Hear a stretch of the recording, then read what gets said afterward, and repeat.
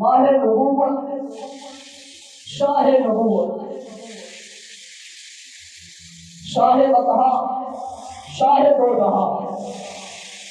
سید الاولین والآخرین، سید الثقلین، حبیب خدا، حبیب ارض و سما،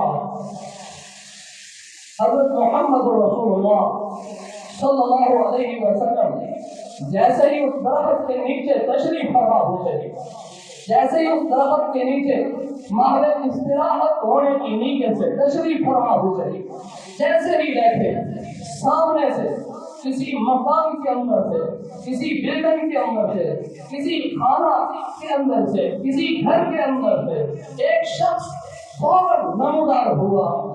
آتے ہی اس نے میرے پیغمبر کے چہرے انور کو ٹکٹکی لگا کے دیکھنا شروع کیا۔ آنے والا فوراً اپنی زبان سے گویا ہوا، اپنی قوت گویائی کو استعمال کرتے ہوئے حق و صداقت پر مبنی گفتگو کرنے لگا، سچی باتیں اس کی زبان سے تلک تلک کر باہر آنے لگی۔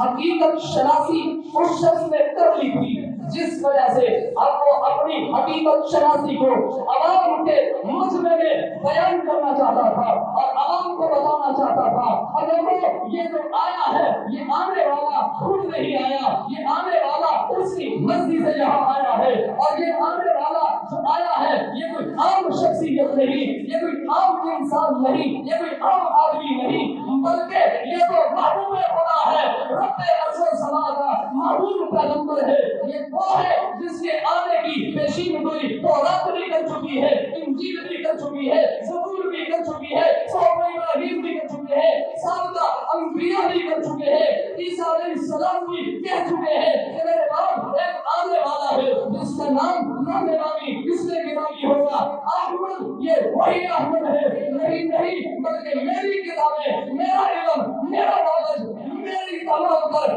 زندگی کا مطالعہ یہ کہتا ہے کہ آنے والا صرف نبی نہیں، وہ آخر الانبیاء ہے۔